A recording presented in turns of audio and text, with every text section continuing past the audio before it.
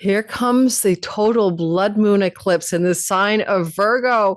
It's going to be occurring on the 14th of the month of March 2025 and some time zones just before midnight on the 13th. Today, we're covering how to use this energy for your sign as it unfolds a new narrative for your life that brings surprises and break free and breakthrough energy because of that trine to Algol and Taurus, and also the Uranian energy, but also stability, endurance, and perseverance in its opposition to Saturn. Not just any old Saturn opposition, by the way, but a big reset button for Saturn. And we'll talk about that too. This video today is also going to talk about the asteroid Flora, which is nearly perfectly conjunct this eclipse. And Flora is a goddess of flowers. It's the Roman goddess of the flowers, of fertility, things that grow, things that nurture us, things that bring great beauty to our lives. And this is a very positive asteroid, part of the Flora asteroid belt that's so perfectly joined with this moon on this eclipse. And this moon is also connected to the Decan, or the last 10 degrees of the sign of Virgo, which connects us to the tarot card, the 10 of Pentacles, a card of great legacy wealth and wealth in general. So there's some very positive things I like about this moon.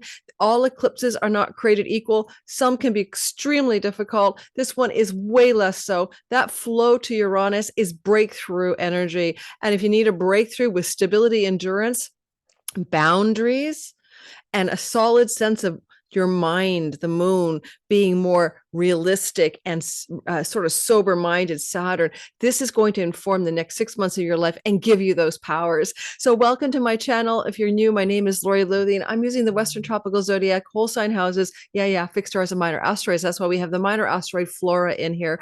And we're also going to talk today a little bit about how you can use this energy. And I want to be very prescriptive for you, because sometimes we get caught up in our eclipse astrology and we talk about world events and we talk about the way you really don't have control, because all eclipses, north and south node eclipses, indicate waves of fated change. But we do have a degree of participatory and co-creative power in reality, guys. Let's face it, we're not just pawns on the divine game board. We are co-creative game players on the game board simulation that the goddess god whatever created for us. So let's look at this as a way to look at the astrology from a proactive stance today. I've already put out a kind of world astrology version of this 2 weeks ago, including a delineation for your sign. So go listen to that as well. But today I'm covering new stuff that I haven't talked about before. So this is an update video. And if you'd like to like and subscribe, that helps my channel grow. I would so appreciate it. And I'd like to shout out one of my colleagues in astrology. I adore her work. Her name is Marina of Dark Star Astrology. She's writing on Substack, and I am too. I'm the Pluto Chronicles, and she's got her own Dark Star Astrology. Go check her out. And I'm shouting her out because she brought my attention to the asteroid Flora, which I hadn't calculated into my video for the blood moon eclipse 2 weeks ago, because I wasn't splattering every asteroid across the sky, and I missed her. And so thank you to Marina of Dark Star Astrology. She's an incredibly powerfully, very witchy astrologer, and I've been following her for more than a decade. In fact, I even had a reading by her years and years ago. So shout out to Marina of Dark Star Astrology. Let's dive into the sky, shall we? Now, before we begin, oh my God, I'm wearing this giant flower because it's Flora, the Roman goddess of fertility and growth and beauty and flowers. And so this is perfect. Ideally, I'd have a bouquet of flowers here, but my tulips have died and I need to renew them. But I want to share more about the idea of flora and what you can do during this eclipse. Okay, now I'm going to just give you general ideas for this eclipse. And we're going to talk about this being Thursday, Friday, right? But, Thursday night near midnight and, Los Angeles time zone, in the middle of the night, 3 a.m. or something for you guys over there on the on the East Coast. Okay, I don't know if I can get this close enough to show you guys, but flora doesn't have to be flowers. We're just going to talk about things that grow, things that grow. What do you wish to grow in your life? What needs to be nurtured and watered and tended in the Virgo whole sign part of your sky where this eclipse is happening? See these 2 little beautiful new buds that are forming? This is my money tree, and her name is Hazel. And Hazel has been getting a lot of love from me. I've been doing a lot of hands-on with her, sort of sending her good energy in the last 2 weeks. which I don't always do with my plants, but sometimes I remember that they're humans in their own right. They're plant humans, or they're energies that are sentient. And basically, I used to talk to trees. I'm a fairy. And basically, after 2 weeks of this, she sprouted, literally, I put two hands on her and she sprouted two brand new money tree buds. Bless her soul. So connecting to nature, connecting to the earth, connecting to the ground, connecting to beauty and flowers or plants. And this is the flora, the Roman goddess of fertility and those things that grow. This is what she's good for. So in your own life, to be more in alignment with this full moon fulfillment eclipse, something wants to fulfill, complete, or ripen or harvest in your life in a destined and fated way. Some of it can involve surrender and letting go, but with Uranus, positive surprises and breakthroughs as well. And with Saturn across the way, opposite this eclipse, then we also have a beginning of some kind of enduring, long game, realistic, and karmic reset, because Saturn is the Lord also of time and karma. He does nothing quickly, but he does it well. The other thing I wanted to share with you is that the Sabian symbol is like lamb and Mary and her white lamb. I talked about this in my last video, but I want to reiterate this. There's purity in Virgo, and there's purity in a white lamb. And there's beauty and purity when we add flora.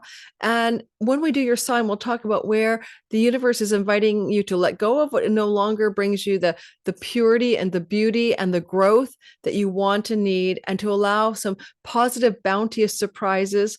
After all, Uranus is on the wealth star Algol, trining this moon from Taurus, positive surprises to emerge in your life as you let go of the old.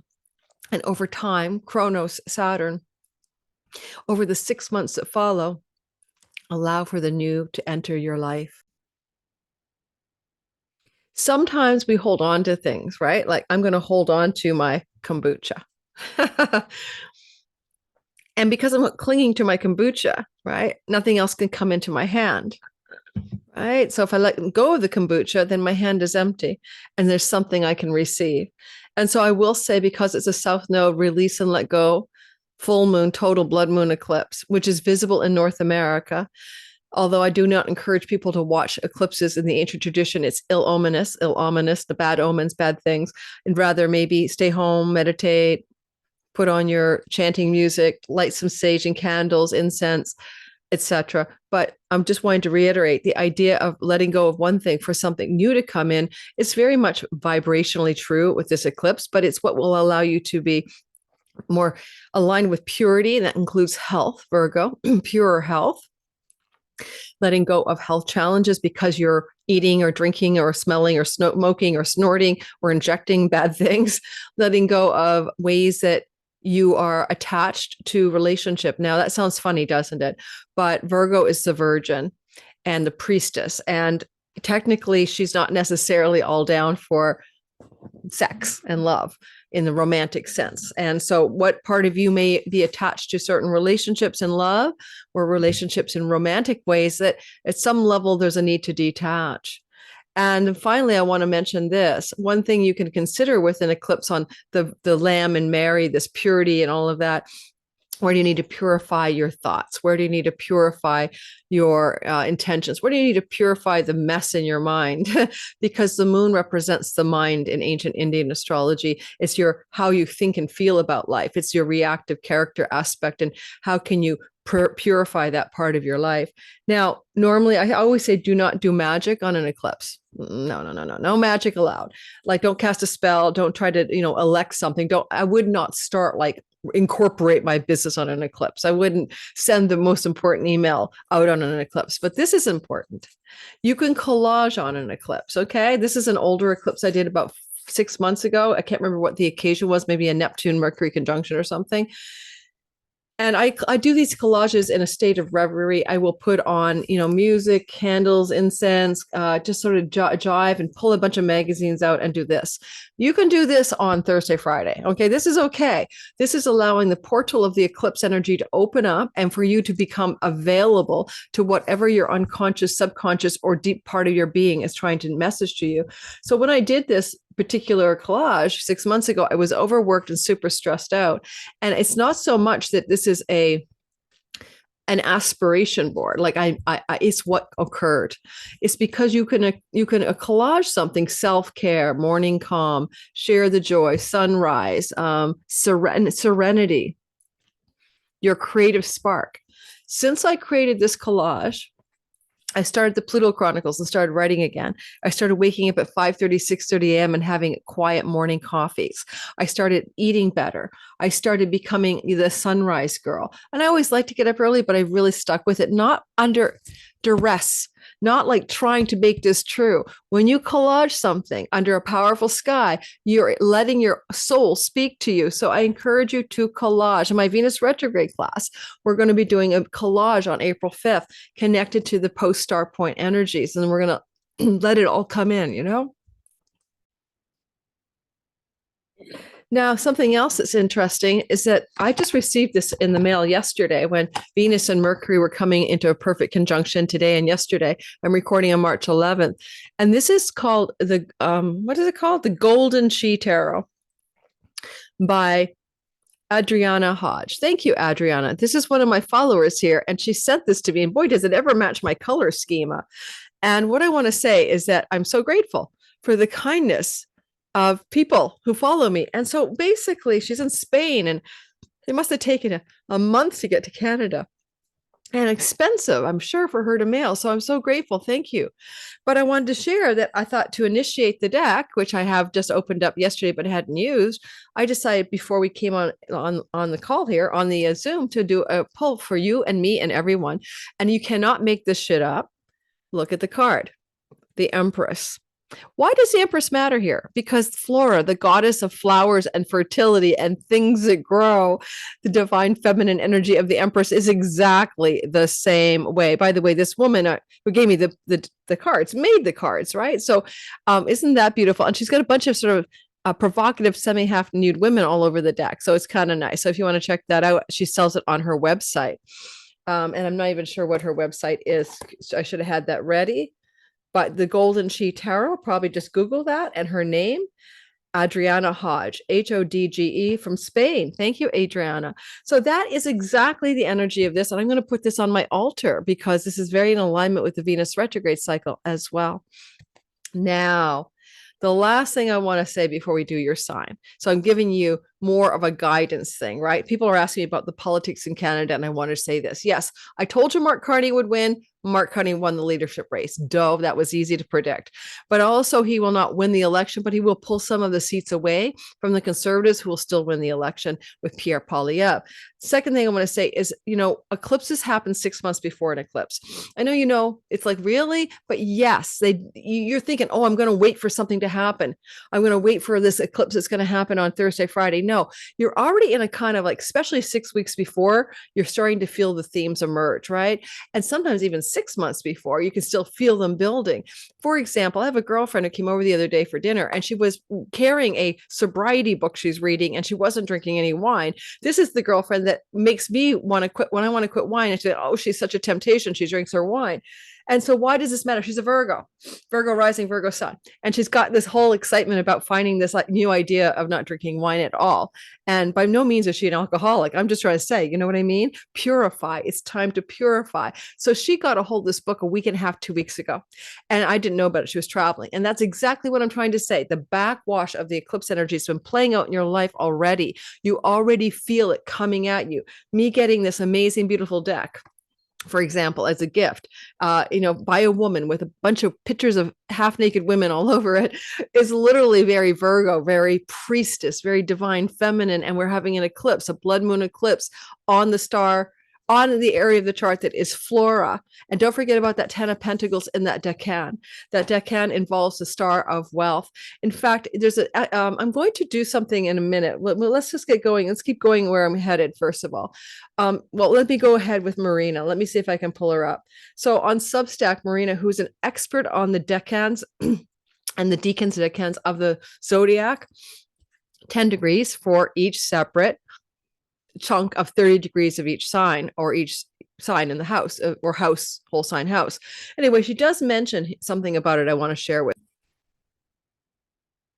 So she says that this Decan, okay, this 10-degree segment of the sky, she says it can be challenging placement for the moon because it's often associated with fragility and susceptibility to emotional and physical strain.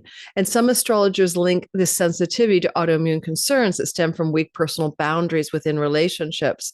So an eclipse in this Decan summons up the archetype of the devoted healer into the collective, the nurturing caretaker who tends to others but must remember to prioritize self-care. Neglecting one's well-being under this March full moon lunar eclipse can lead to burnout, making it crucial to balance service with self-preservation. She also talks about resentment when acts of kindness and nurturance to others go unrewarded or unrecognized. And so again, we're about going inward, about containing ourselves, about being alone. Saturn is opposite the moon, which is he's the loner. But see, there's self-care. That's why I wanted to read that. Virgo is about self-care. And so that priestess in her temple with her purity, with her, robes, with her way of, going inward, being alone. So I would suggest, if you can do it, to be alone during the eclipse on either Thursday night or Friday night in order to spend some time nurturing yourself.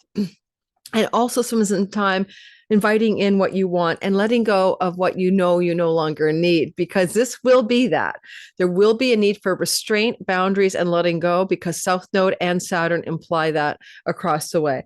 Okay, so I'm going to show you something. I am. Oh, and then good old Renn Butler's Archetypal Universe. He's really good for the archetypes of any kind of, bless his soul. He'll be coming on my channel this summer. Moon Saturn energies on the high end, the high note, emotional maturity and self-control, deeply felt responsibility and integrity, conscientious care, emotional satisfaction through hard work, Saturn, a gift for focus and sustained introspection. Again, inward, guys, go inward. But in the shadow, when we're resisting the positive parts of a moon Saturn energy, we will have cold efficiency and overwork, the burnout. And we'll replace our work with warm human contact, shadow side, habitual protection and defensiveness, like being cut off, being isolated, being prickly, feeling isolated or alone, and maybe even repression of your basic human needs. I'm going to get through this by myself, no matter what. So there's two extremes there, but sometimes you don't have to be lonely when you're alone. There is solace in solitude. Okay. So we're going to do this, and then we're going to do your sign. Take a screenshot, please. Maybe. Yes. There we go. Just so you know, this is the cycle that we're in, right? This cycle last happened in 1987 to 1989. And it also happened in 2006 to 2008. And so this is a cycle that repeats on a regular rhythm. I always say in astrology, it's about rinse, repeat. And that asteroid Flora, by the way, she travels rinsing and repeating about 3 years and 97 days to go a full circle around the sun or through the zodiac. So having her here on this eclipse could happen every 3 years, but eclipses in this part of the sky only happen every 18. So it takes some research to find it the last time she attended a Virgo eclipse, but the cycles always do repeat. So in 1987 to 89 and 2006 to 2008, we indeed had an eclipse cycle in the same space that we're in today. Here you can see that we will be having Virgo eclipses March 14th of 2025. We're here. And that's lunar, of course. And then September 7th at 15, sorry. And then September 21st at 28 degrees of Virgo. That's a solar eclipse. It's a solar eclipse because it's Virgo season. It's a lunar eclipse because it's not Virgo season. Okay, it's the opposite season. It's the Pisces season. So we have a 2026 Virgo eclipse on March the 3rd. And also we have and that's lunar on March the 3rd, 2026. And we have another Virgo eclipse coming up on February 20th. Now the nodes have moved on of 2027. The node of fate has gone on into the next sign over. So it is actually not a total, it's not like it's complicated. Okay, it's complicated. I love that. But it's in Leo. So the node has gone into Leo. So it's not the same old story, right? It's going to be on the Leo Aquarius axes. So it's a different vibration by far, but it's still a Virgo eclipse. So we have 4 eclipses in Virgo. This is our first one. Now we're going to go ahead and do your sign. Hopefully you got a screenshot of that. My March 29th eclipse video is already out. Go watch it. I'll put another one out to update it as we get closer. But it's a very powerful completion eclipse. It's finishing up a cycle of eclipses that began in 2023 in the sign of Aries. So let's go ahead. Let's roll through all signs. Are you ready? We're starting with Aries. And I should start with Virgo. Should I do it differently today? I'm pondering to start with Virgo. When I do a live premiere, people get confused and they think I'm almost done. So I'll start with Aries because I want you to stick around for the whole thing. So I'm going to go with Aries. Okay, because we premiere my videos and I'm in the live chat with you. We're going to do Aries first. Let's get rolling with Aries.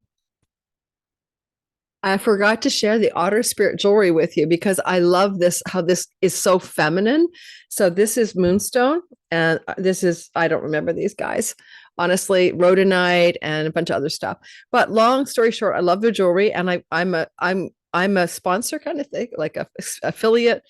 If you want to get their jewelry for 20% off, Otter Spirit code, and their jewelry is all a grade A crystals or stones, precious stones, and AAA, triple grade, whatever. And honestly, I just think they're beautiful. I have a bunch of them now. I've got quite the collection going, and I don't make a lot of money on this, but I do want to share because they also are a part of the idea of giving back to the otters and rescuing otters or whatever, something like that. But I really just like the jewelry. But there's a side hustle there where they're also donating some percentage of their earnings to wildlife protection kind of thing. So check it out. You might be interested in checking out their really pretty jewelry. And this is an American company. I know Canadians are going to be pissed off at me, but whatever. And I'm not going to like pull out the cards, but this is astrologically aligned. This is called the Gemini trio. And there's also other signs that benefit from these particular stones. Okay. Since I'm wearing it, I thought I'd share it. Okay. So let's get going and moving into the next part of the story, which is Aries. I'm going to share the chart. It makes the timestamping more simple. And I know a lot of you, most of my followers are learning astrology. I'm a teaching astrologer. And if you don't like that kind of stuff, I can't help you. By the way, come to my Neptune free webinar. It's coming up on the 26th of the month. We're going to talk about Neptune moving into Aries. We're going to deep dive into how you can use it best for your sign, how you can brace for impact. Brace for impact. So that's a free webinar coming up at the end of this month on the 26th. To sign up, the link is below in my description box. That's like the show notes under the More button. Your sign is timestamped as well. Aries, sun, moon, and rising sign. First of all, hey, I'm a sun, moon. I get it. I'm one of you. This is the every 18 and a half year cycle, like 87 to 1989. And as I said earlier in the introduction, 2006 to 2008, of purifying your health, because your sixth house is your health. And it's the house of sickness, and therefore it's the house of health. And it's the house of getting rid of the health problem or doing things not to get sick. So daily routines around health can be here as well.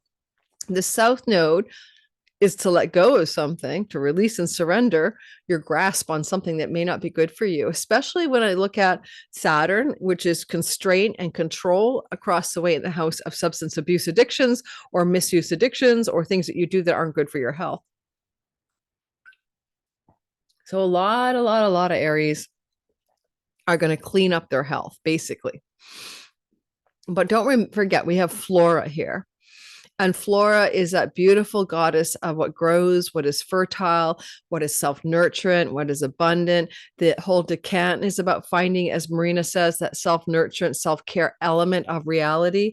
So how can you move more gracefully into a period over the 6 months that follow of self-care? Now, you might have already felt the call, right? You might already be feeling it's time to lean into seriously taking care of your body's health. And with Mercury in Aries, the Lord of the actual eclipse, in the house of your body, this is very true for many of us Aries folk. And so keeping that in mind, that you have this tendency maybe to recklessly abandon your body, this is a time for you Aries to actually think about how you're going to deepen into that self-care.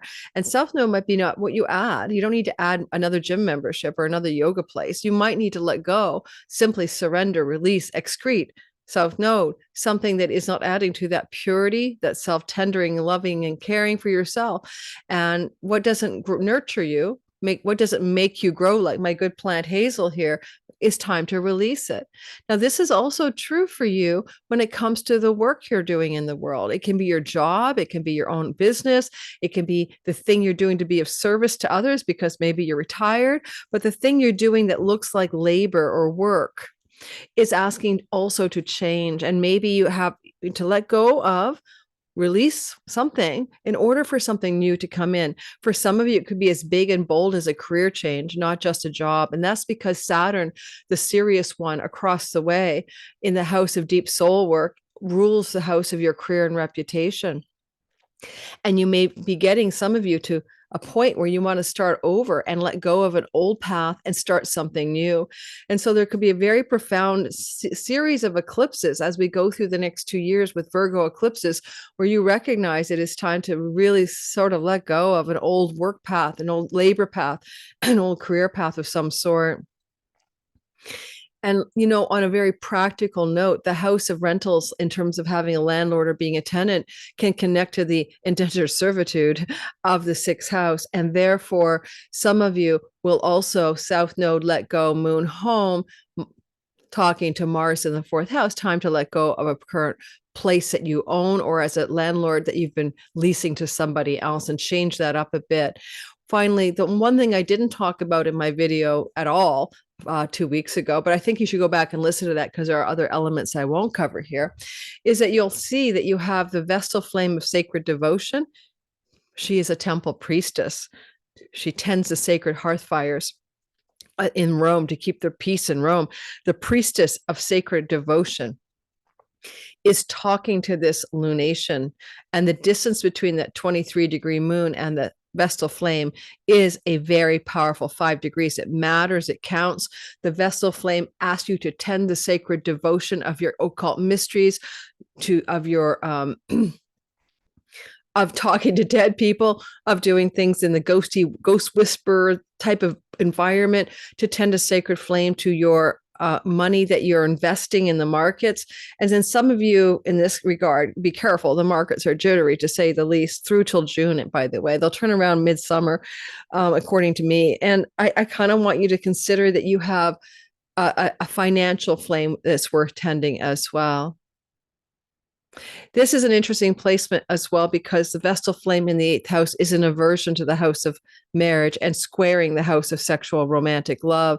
And if you're in a relationship with somebody that's karmic, that feels karmic, like there's a karmic connection, karmic indebted relationships, the 6th house, it may be coming to a terminus, an endpoint, because the Vestal flame is not the active romantic love life. It's a celibate single priestess.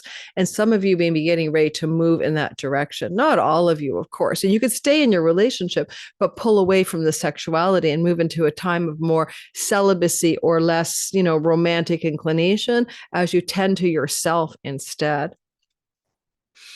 And the last thing I want to say for Aries is this. Don't forget Neptune. Neptune is across the way in the house of your deepest reveries, hypnosis, trance states, past lives, dreams at night can happen in the 12th house. And so there's something about really leaning into that vision board for you, or into that inner space of, solitude is the 12th house, and having your imagination, your visions, your highest dreams activated during the portal of this eclipse. Okay, I would indicate for you for sure vision boarding, dream journaling, or just free association journaling, what it is that you might want to dream into being in your life, including under this energy, a new path in work and career that really tickles your fancy. After all, there is a breakthrough, and the breakthrough is financial. That is a financial breakthrough coming to you, courtesy of Uranus in the 2nd house of possessions.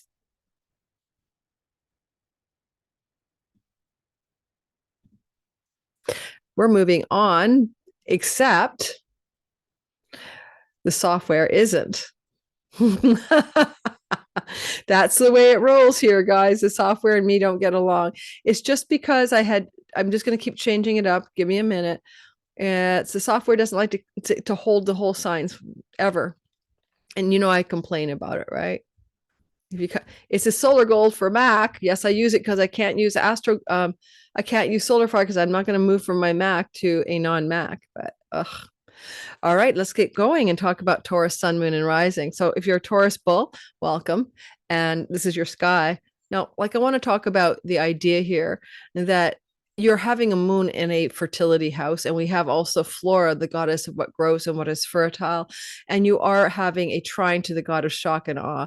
For some of you, men or women, it does not matter, sperm or ovum carriers, it does not matter. You are likely to be facing a potential pregnancy. So be cautious. It would be destined though. So what can you do, right? So being unexpectedly pregnant or your partner unexpectedly pregnant would not shock me, although it may shock you. And that would be true over the month or so before this eclipse and up to 6 months later. Now that I've got that out of the way, let's go back to the basics. Your fifth house is your creativity. It's your muse. What inspires you? What is it that enthuses you? What is it that gets you out of bed in the morning with a sense of anticipation and joy for the day ahead? When you discover what that is, life goes on in a much, much more smooth way. And so there's a question here because you may have to let go of some pleasurable activities that are maybe not as deeply joyful as you'd like.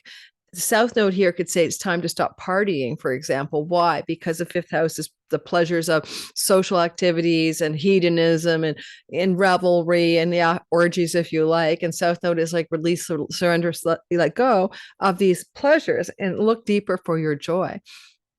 Flora, the goddess of fertility, what grows, what nurtures you is important. Why are you here on life if not to be growing and expanding and playing and being nurtured by reality? So this is going to be a deep energy for you guys through till 2 years, right? By the time we finally spit out in February of 27 with the last eclipse. So get ready to start the process now. And you'll notice that the actual South Node moon eclipse in your fifth house also has a conversation with the Vestal flame in your seventh house. And the Vestal flame is saying, are you willing to devote yourself to a significant long-term relationship? Is your partner devoted enough to you? Should you have someone in your life? Is there a particular business partnership that you wish to activate that brings a sort of a fertility of creative energy to your life? And maybe even a new entrepreneurial business that you wish to launch in the next 6 months. All of those look very positive in this sky. And when I look at this energy of the moon in the fifth house, I see your children here. If you have children, then maybe it's time to let go of your children. Now, of course, you can't let go of your kindergarten kid, but maybe your adult children or the attention you pay to them. Because I've noticed this pattern with my clients, the South Node through the fifth house, when you have children, especially adult, means you begin to separate or release or surrender them. And that means simply that, maybe they're moving out of the home or you're moving away, or there's just less of a need to be hands-on parenting them. Are you a single Taurus? This could be the opening of a brand new love story that's deeply destined and karmic, especially with the Vestal flame in the seventh house. And there would be a sense of sacred devotion and karmic connection, and something that's very, of course, flora, very beautiful, very luscious, and very fruitful and very gorgeous in the sky for you. Before you think about dating somebody, which is fine. I mean, go ahead and date. It's interesting to know that Mars is moving forward in the house of the social landscape, going to the bar, that's your third house, going to the restaurant, getting an online dating app. And so even an online dating app can work in this way because there's a bit of a kite formation with Vesta.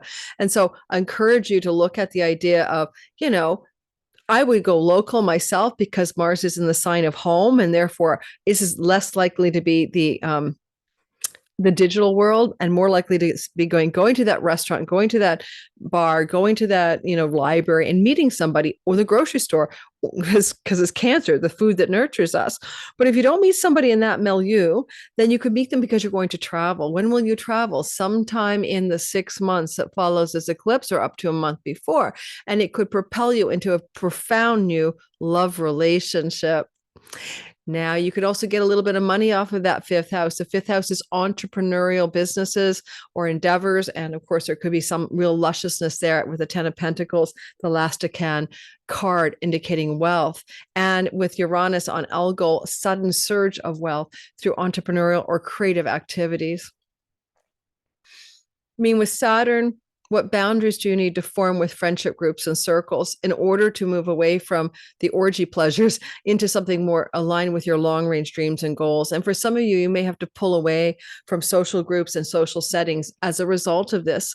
And you may already be feeling that anyway, because the eclipse has been building and you know that it's time not to do that. Like you may be better off at home painting or writing or drawing or launching your business and just out there in social settings. It's constrictive and constraining energy around the large social groups and events you might usually want to do, including partying hard with a bunch of friends and networks. So this could pull you into a much more quiet space for sure.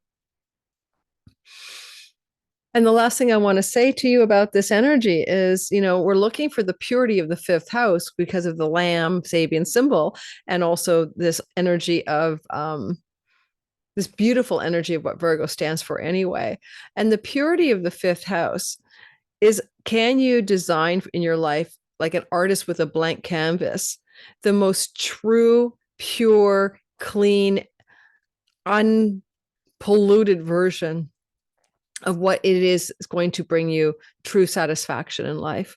Can you even begin to visualize it? So if you're doing a vision board, like I shared my vision board from a few months ago, if you're doing a vision board on this, please think about how you can let go of all the clutter, not just in your home, which is not a bad idea, but the clutter in your life that keeps you from joy. I wrote a poem years ago about the difference between pleasure and joy. After coming back from a party super drunk and hungover the next day. This is like back in 2010, but it really speaks to this vibe of all the things that are like fun, but not necessarily deeply, truly satisfying.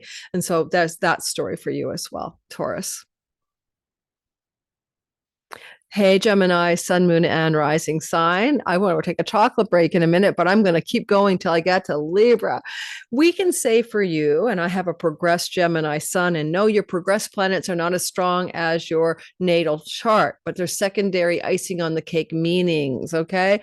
To progress your sun, go a degree a year ahead. I'll teach a class on that.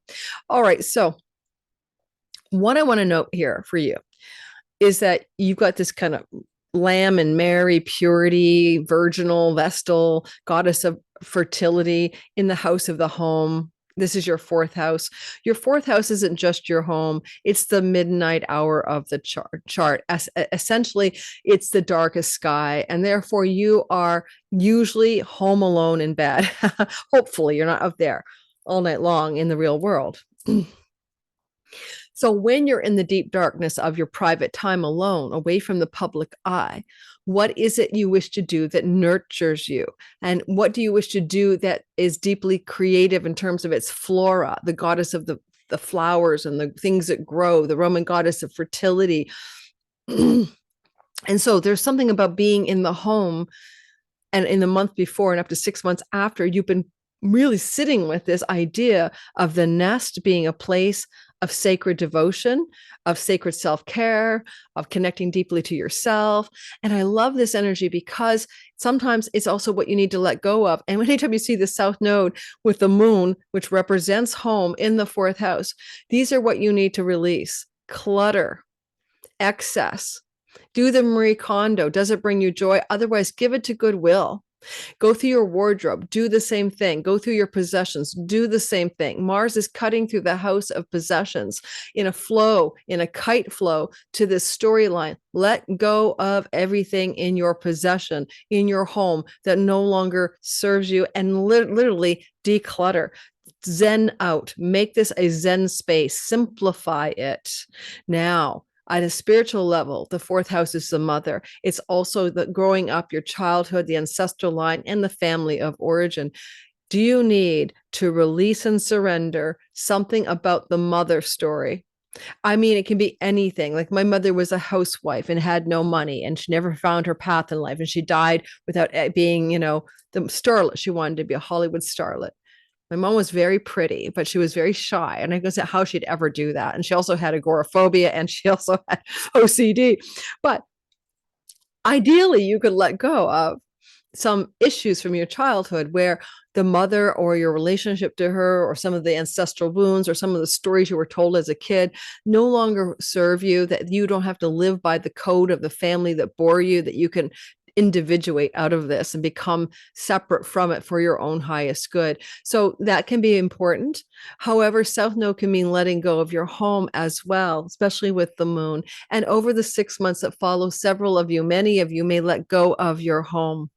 And if you do let go of your home, do not stress out, because the Vestal flame in the sixth house indicates a sacred shift of home, because your Vestal flame says new home with better office, new home with more dedicated space for you, new home with a sense of a new pet that you want to devote yourself to. I'm in a rental. I don't think I would get a pet in this rental because it's all carpets. I'm not even sure my landlady would let me. So in that sense, I might want to move to a place where I could have a pet, for example, because the Vestal flame is in the house of pets.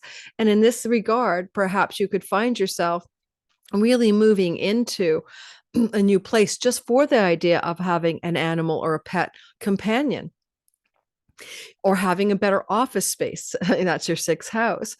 Or having better health, that you can tend to dedicate yourself to your better health because your home is better for that. So for example, I want to get out of the high rise and into a low rise where I can walk out of my house and put my feet on the grass. I want to garden again. I'm giving you examples. With Flora in the fourth house in Virgo, you can garden. This is like, I want to be in a place where I can do some gardening, grow some flowers, grow some herbs. And some of you may, in the 6 months that follow this eclipse, find that is a new place for you. You're going to move. Now, because you have a Vestal flame in the workhouse, you may also be looking very squarely at what you need to change in your environment so that your work is better. And I don't mean just like me, I'm home-based. You can be working in a job. There's Saturn at the top of the sky in the career space, but you need to make some changes in your health, in your daily routines, in your home life. Dispossess yourself of some possessions. Don't be a burnout. Don't work too hard. Mars can be a burnout in your second house. And then you can also look at, what does Saturn say in the career space?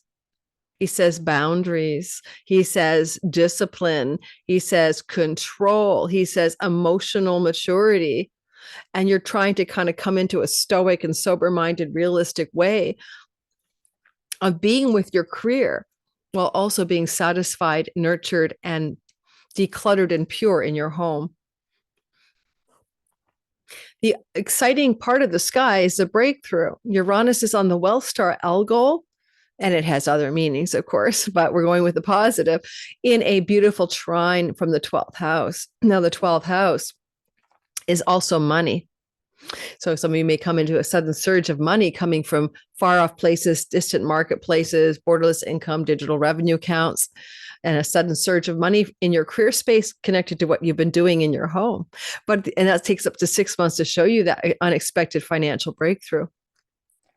But also the 12th house is ashrams, far off distant shores, places of solitude.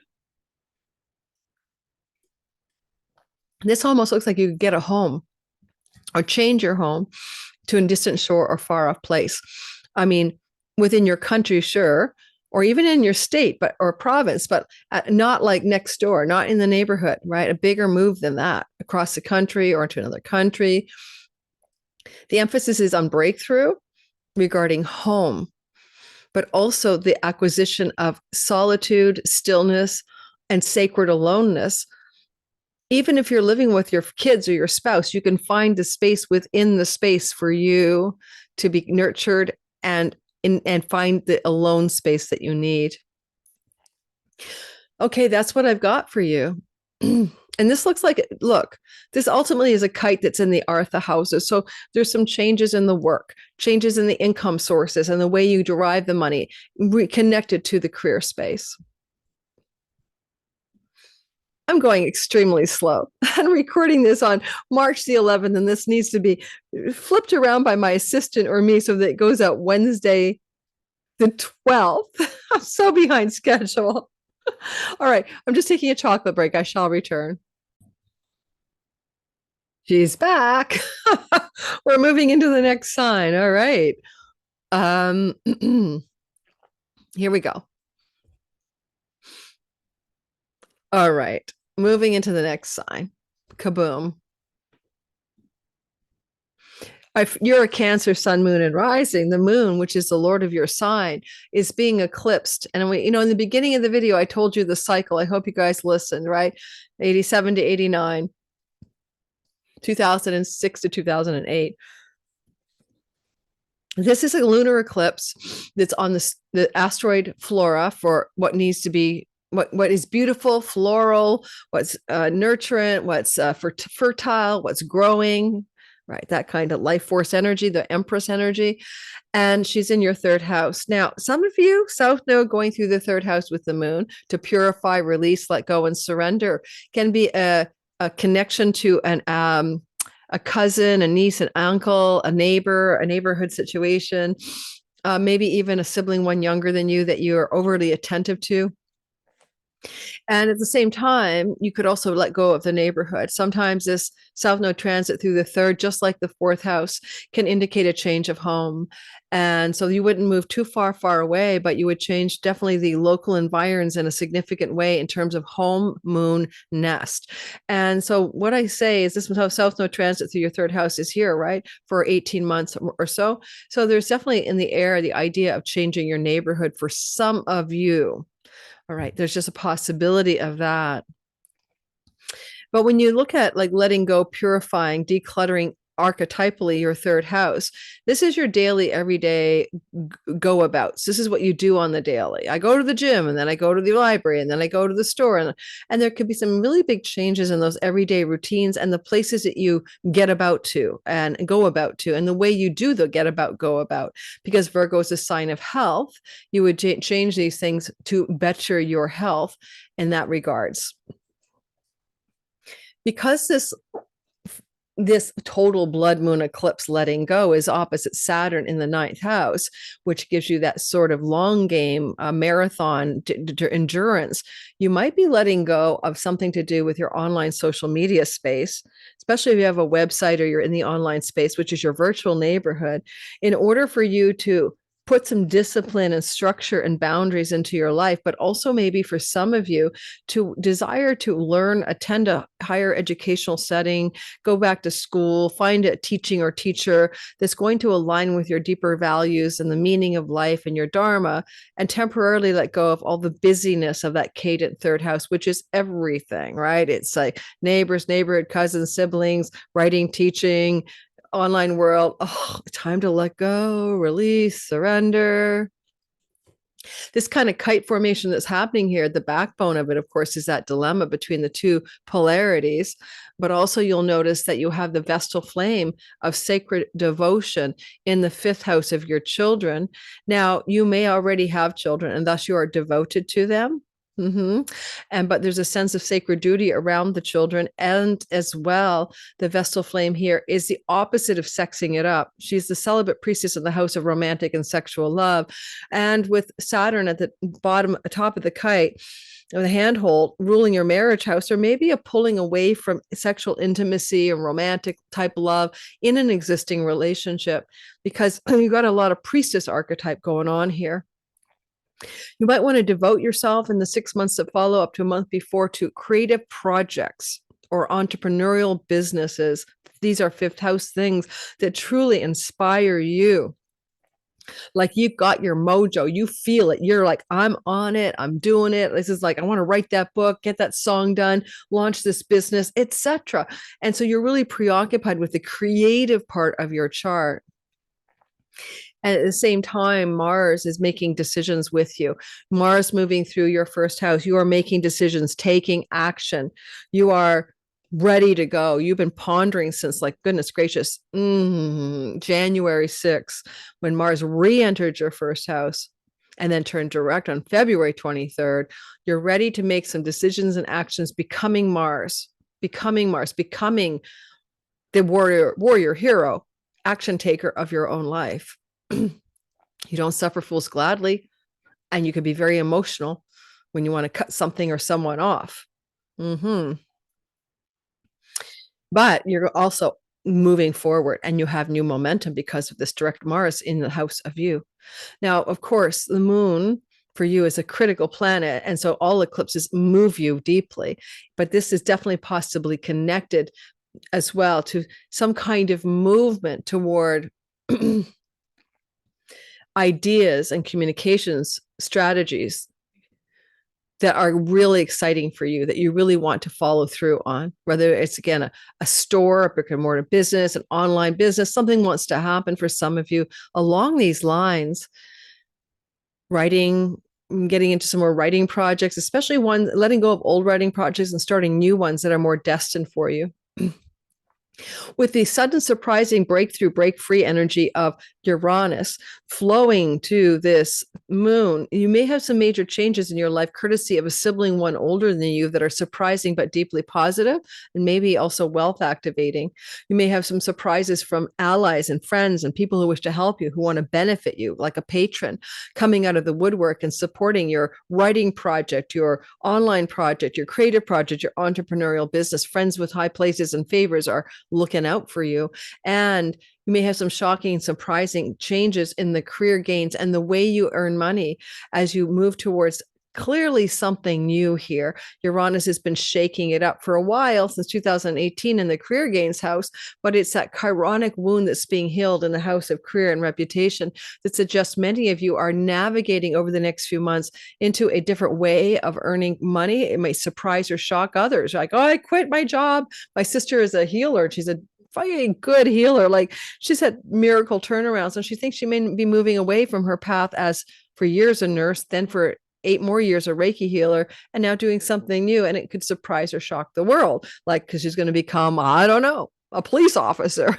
I don't know what. Okay, got it. So people, your social groups may be surprised, but Uranus Algol is a wealth star in a money house, and you may be feelings of some, like, feeling like some pennies from heaven are aligning with you. Luck is coming your way financially as well, especially with the Vestal flame also in the house of good fortune. So some good financial fortunes may be emerging for you as well in the 6 months that follows this eclipse, and up to a month beforehand. Oh my goodness, I feel like I need to nurture myself right now. I've got a tickle the throat today, and I don't know why. Leo, sun, moon, and rising sign. It happens to look to me a lot like you have an eclipse with a south node, just like 1987, 89, and 2004 to 2006. South node eclipses are moving through your money house. Yes, this is the money you make. This is your earnings. This is your possessions. This is your financial resources. This is your self-value and self-esteem. And this is your voice. Now, literally, I've seen people lose their voice, like laryngitis, during these kinds of eclipses. Okay, sometimes it's literal, but it literally looks like a change of earning strategy and a less focus on earning money, making money, hustling for money, and a movement away from that towards more relying on other people's money, spousal inheritances, savings, investment monies, and not being so on the hustle over the next 18 months, Leos. That aside, anytime the South Node goes through here, it can change your career path as well. And with Uranus in a flow from the 10th house, so sudden, surprising, shocking, and exciting changes of career and earnings direction look quite plausible. The moon wants you to purify, declutter, create boundaries around second house matters. Now, because second house are possessions, that could be your car, it could be your home, it could be a sofa. That which I have. It's your possessions house, normally ruled by Taurus. You can let go of possessions, and this could be a wholesale clearance. Like, you might want to yard sale it out, give it to Goodwill, empty the closets, decompress the clutter, get rid of the stuff in the basement or the garage. This is classic decluttering of your environment because of releasing that which you possess. And if you do that, it brings in a purity for you. And now the other thing is to let go of food styles. And that's nose and food. What goes in your mouth and nose? You know what I mean? What are you sniffing? What are you inhaling? What are you eating? What goes in the face? Well, whatever goes in the face to nurture you, the South Node means release. So some of you are changing your food style, and rather dramatically, perhaps with Uranus in a trine. And that will be true, yeah, in the next 18 months. So not just a short-term thing. Now, letting go, surrendering, releasing in your second house. There's a quality of the second house that has to do with values, with the Vestal flame in your fourth house of childhood, and you're looking for that purity. Where do you hold some values that you learned as a child? And do those values serve you? And are you ready to release them in a flowing and easy way so that you can move forward in your life? Because obviously you've got a north node energy with the Saturn, boundaries around money you share with your spouse, boundaries around money you share with other people, maybe a big story here. And you're looking at like clearing it out there as well, but with more structure and form and discipline. This is the eighth house of occult mysteries. And if you want to do a vision board, I bet you the dead will come through your vision board on the eclipse and start informing your choices from the magazine clippings. Something like that as well. Possibly, plausibly, and maybe because of Mars in the 12th house, some of you are definitely letting go of the addictions. If some of you Leos may have been struggling with some self-undoing, Mars is helping you cut that out, flowing to the house of what you eat and smell and ingest, connected to the purity of the Vestal flame. Vestal flame is your kitchen, right? I had an easy bake oven when I was a kid because I have the Vestal flame on my IC. I could not wait. I'm a 60s girl to get my easy bake oven. So I always loved cooking and baking, and I love being in the kitchen. And the kitchen goddess, Vesta, she's in the charts of famous chefs, very well placed, like in the midheaven or something, or ascendant. You're literally going to want to cook at home. This is like, I want the sacred oven. I'm going to be more in the kitchen. I'm going to be more tending my hearth fire. That's kind of thing. That's the kind of thing I'm getting here. Possibly, not necessarily, but possibly a devotional flame to your mother, and you may be tending to the love of your mother or to your mother a bit more. And finally, you could with this get an inheritance. I don't want to scare you, but you got an elder Saturn son father figure in the house of inheritance. So maybe great grandpa Joe's ready to leave you some money. It could be that as well.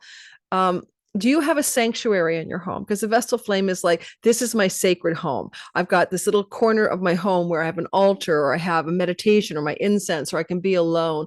And so there's this quality of wanting to create that space for you in the home. So some of you may have to carve it out, right? Like a corner of the dining room is just for you and everyone else bug off or whatever. So think about it that way. And the sky is asking you to consider that. It would be very remedial and healing for you as well.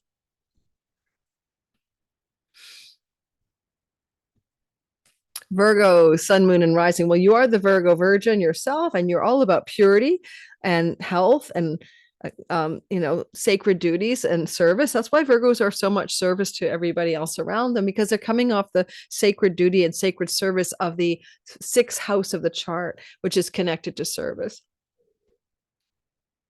from an Aries rising perspective. So, Virgo. Obviously, I could have started with you and I didn't. So I know you don't mind, but holy man, like you're going to have to let go of a part of your identity. If it's your sun, it's your career, some part of career identity. If it's your Virgo moon, identity connected to your mother or home or how your emotions rule you. And if it's your ascendant, you're going to let go of the identity, the character you're playing in the simulation. And when we let go of bits of our identity, it's never easy because they seem like we're chopping off a limb. I am what? I'll give you an example. I am married, not anymore. I am an alcoholic, not anymore. I am employed, not anymore. An I am statement could be very much on the letting go phase. Now, when I see this with Flora, the Roman goddess of what grows and nurtures and is beautiful and a floral energy, then and fertile as well. Whatever you let go of allows you to flourish, flourish. And so you're going to flourish by releasing a part of your identity that no longer serves you. And you want to be self-loving, self-nurtured, and self-dedicated. But the South Node also indicates coming from a deep place of spiritual surrender And surrender is the key word. I think I talked about my Virgo friend, Virgo Sun, Virgo Rising girlfriend, who walked in my door like a few days ago with her sobriety book, This Naked Mind, which I told her to read in 2020. She never did. And now she's all about it. Like, she's not drinking wine. And I had to have a glass by myself. I was shocked.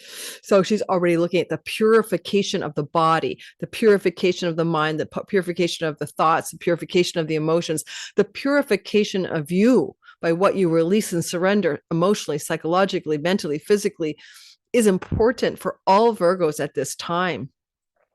Yes, you did this in 87 to 89, 2004 to 2006, but no eclipse cycle is exactly the same. Nothing is ever the same. It's similar, but not the same. When I look at the sky, I wonder why you have a Vestal flame of sacred devotion in the third house flowing to this eclipse. What is it you wish to dedicate and devote yourself to with a sacred duty connected to the third house? Is it a sacred duty to write, to travel, to attend to your neighbors and neighborhood situations, a sacred devotion to your communications projects, marketing, selling, online world? Who knows? You might want to dutifully devote yourself to that duty of the third house.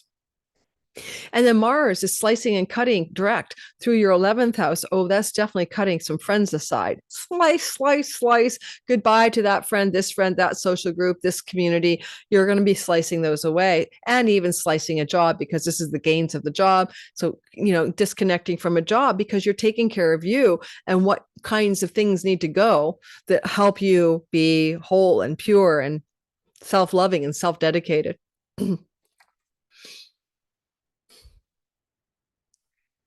This is a kite, and the kite is pointing to you, but fueled from your clients, your business partners, and your main squeeze in love. Now, Saturn is making those relationships solid and testing your long-term love relationship. Saturn does not only solidify it, but tests it. Is this relationship going to make it? You got till 2026 February to know for sure, depending on the degree of your rising sign. Early Virgos already have made it through the testing. The last Virgos of the last 6 degrees of Virgo are getting the final testing here, or let's say that the 20th to the 30th, 29th of Virgo, testing your long-term commitment in a long-term love relationship. Saturn is just as happy to end it as he is to stabilize. Now, because the South Node is about letting go parts of you, and you're looking across at the significant other house, it is possible some Virgos are letting go of a relationship as well, or to your attachment to it in some way. The North Node amplifies the house of other, and there could be karmic significant new people entering your life in the 6 months that follows this particular eclipse. Saturn means older than you or younger by 6 or 7 years. If you're single, look for that coming up. Neptune can imply soulmate or transcendent connection. Sun could be somebody who's going to be a very important solar figure in your life. So look for those karmic new people showing up a month before and up to 6 months of this eclipse. Not all of them will be relational. Some could be a business partnership or an amazing new customer or client, but they're karmic and they're intense and they're important to your life story. With the situation of shock and awe, but surprisingly positive energy, Uranus flowing from your 9th house. Some of you may have some surprising opportunities connected to far off foreign shores and lands.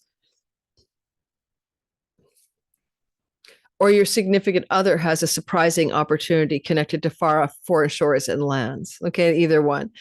And also you may have some big surprises connected to religious studies, spiritual community, positive surprises connected to book publishing industry, and you have the Vestal flame in the house of writing. Positive surprises connected to international travel and visas, and positive surprises connected to higher education and universities and colleges. Now, this energy is here this time, right? It won't be here in the next eclipse. So consider that you might be, and it's not in the same way, you might be coming into a window of 6 months where some of you are surprisingly going to engage in a very important educational path, and you didn't see it coming, and suddenly it's there and you're learning, okay? Righty, and the Lakshmi house brings luck. This is a sibling 2 older than you, could bring you some lucky breaks. This is also just luck in general. So surprising luck is showing up for you. Kaboom. or your partner in long-term love relationship. And if you're single, you may surprisingly meet somebody because you're traveling, and they may also be coming in as somebody connected to foreign shores and foreign lands, or you meet them in a university setting. Now, this girl will be right back. I just need to get a little more warm water or tea, and I'll finish the last 6 signs. Take care. I'll be right back. You won't even know I'm gone. Continuing, 6 more to go. Yay. Don't forget to like, subscribe, hit the notification bell. If you like this kind of all signs content, that's my gig. And I also do world or mundane astrology. And that's my last eclipse video. Go watch that. I cover mundane and I do your sign in that earlier video 2 weeks ago. I'll try to remember to pin it to the comments and put it in my description box. Let's go ahead on you Libra solar people, sun, moon, and rising. You can listen for all 3. Gosh, I'm always explaining why in every video. I don't have the energy to do it again. Just trust me. You can listen for all 3. Rising and sun are usually the best.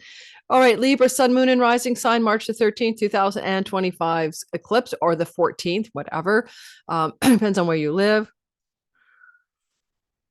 This eclipse is going to occur as a beautiful blood moon eclipse in your 12th house. This is a good for eclipsing addictions, self-undoing, the whole thing, sabotage, bad habits, falling away from yourself, your own worst enemy, eclipse, hidden enemies, eclipse.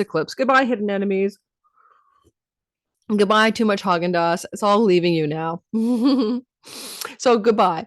So there's a letting go, surrendering, and releasing, and a purifying. And where do you need to find the flora, the flowers, the expansion and growth and purity, decluttering, sacredness of your 12th house? Well, your 12th house is your aloneness. And there's a real call to either release the aloneness, like you've had too much of it. Is it time to no longer be alone? Or are you here to find some kind of sacred spiritual duty here? South Node is bringing you into the spiritual element. This is an enlightenment house. Some of you could find full-on moksha, liberation, enlightenment in the next 6 months. Why not, right? 12th house has to do with things that are connected as well to far off distant shores and lands, including income derived from those places. And you'll notice that you have a South Node eclipse going on here, but we have that flora and we have the 10 of Pentacles, which is a wealth card. So it depends on how you make money and where you derive your money from. But anyone who can make money from other countries, people, and foreign places should do well financially off of this eclipse. A kite has been forming. Now, what I'm going to do here, because now everything is all mucked up. Well, you just have to trust me. You can't see it right now, but there is a kite that is forming in the sky here between Mars, the moon, and the Vestal flame and Saturn.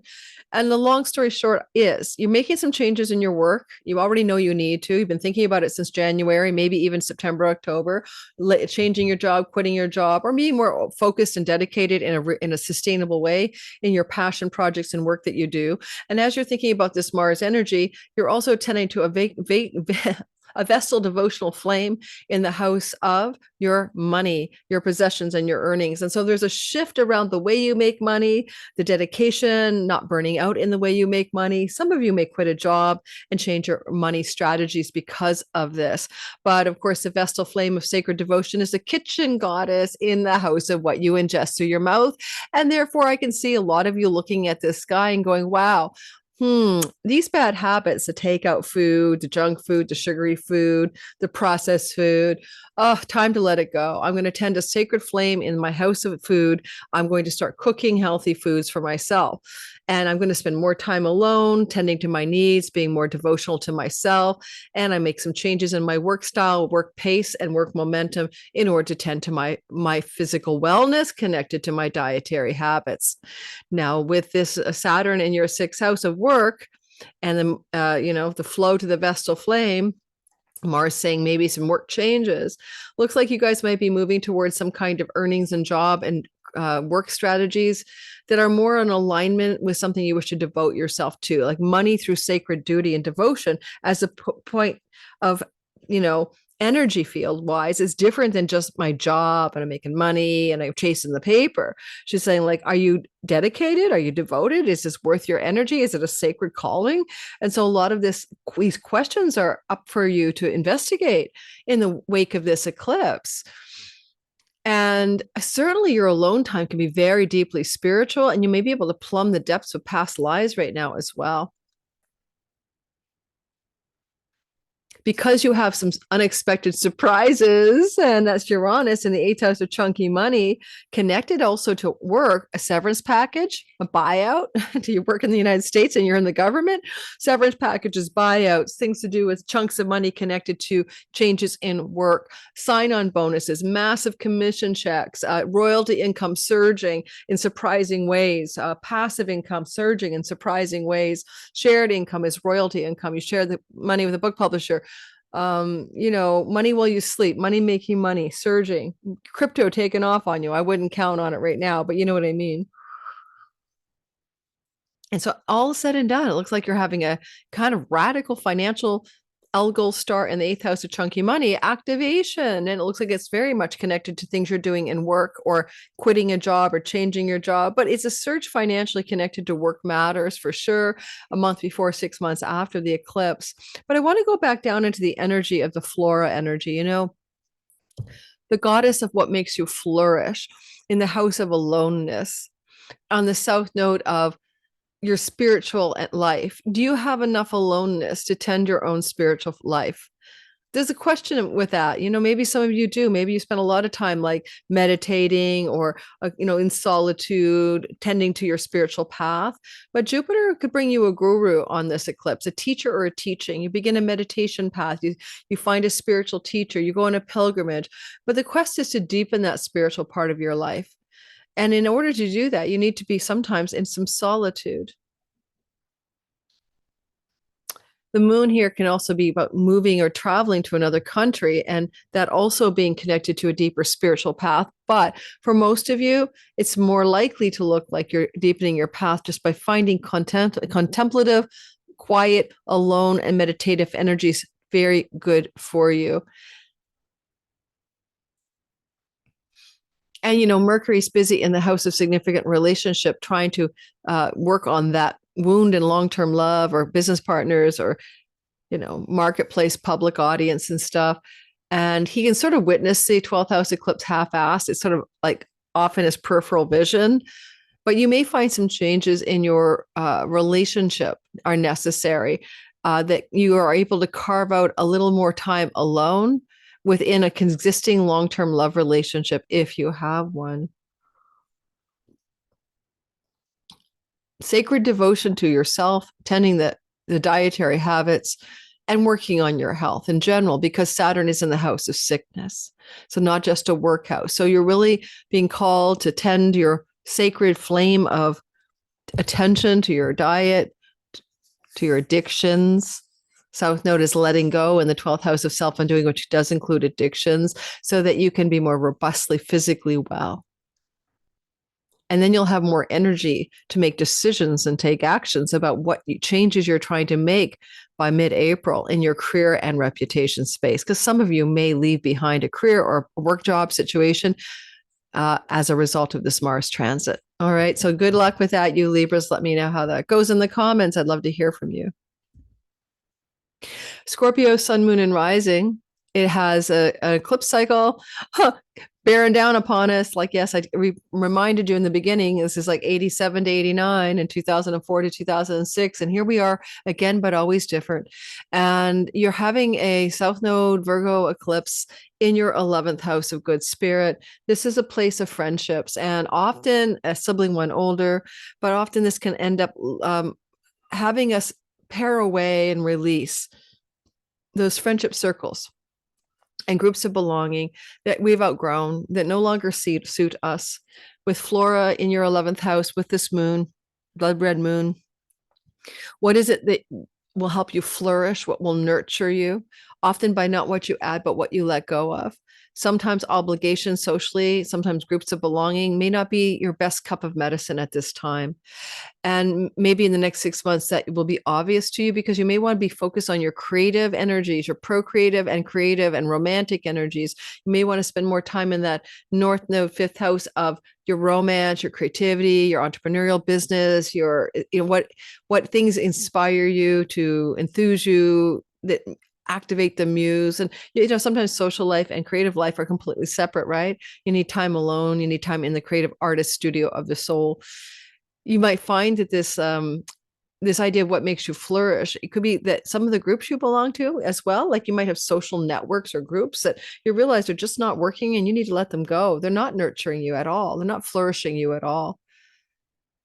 And maybe the way you make money, the gains of the career, second from the 10th, is not nourishing and flourishing you. And it's time to let some kind of earning structure disappear, go and release, because Mars will enter into your 10th house mid-April to mid-June. And that's still within orb of the 6 months after this eclipse. And therefore changing your job, changing your career path, changing your work habits, and just your work itself. With this kite that's forming, and you can hardly see it, but trust me, it's here. You need to be devoted to yourself, dedicated to you, tending a sacred flame of your physical wellness, your body's needs, your character's needs. If it's your Scorpio sun, the needs of your career path, and the moon, your home life, but the Scorpio rising, everything about that body needs to be tended to, and the health of your body, and you tending a sacred devotional flame to your very own self. You know that if you tend to your own needs, like a kitchen goddess loving you up, like a big Jewish mama. I used to joke at Jewish mamas, like have some more soup and some matzo balls or something. I know it's a cliche, but there's a vibe of being your own best mother and tending the needs of your body and tending the sacred flame of your soul. And so you got this energy of really orienting towards what really matters in the wake of this eclipse.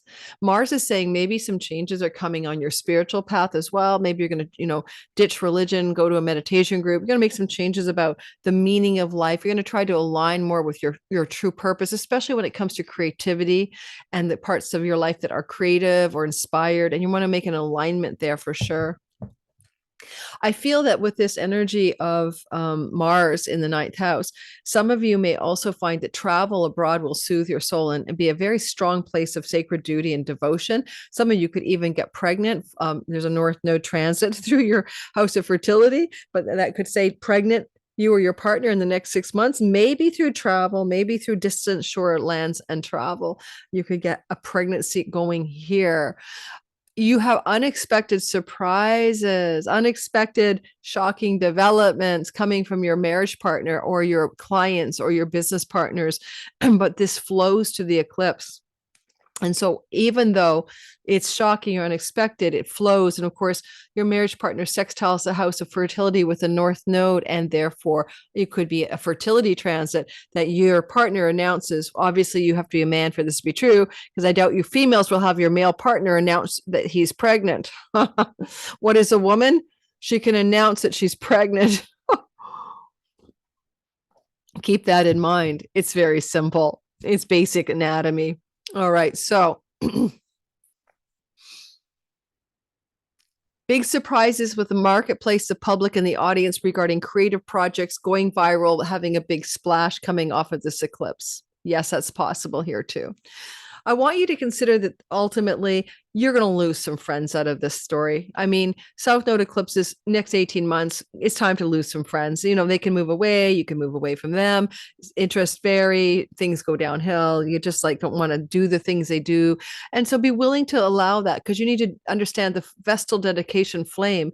And as you let go of old friends and you release them, new ones will come in that flourish you and nourish you and feel like they're your true soul fam, because South Node brings soul fam, dolphin pod of friends from past lives to you. So let yourself let go of some of the old friendships and social circles you already know you're outgrowing. In your gut of gut, heart of hearts, they're not fitting you anymore.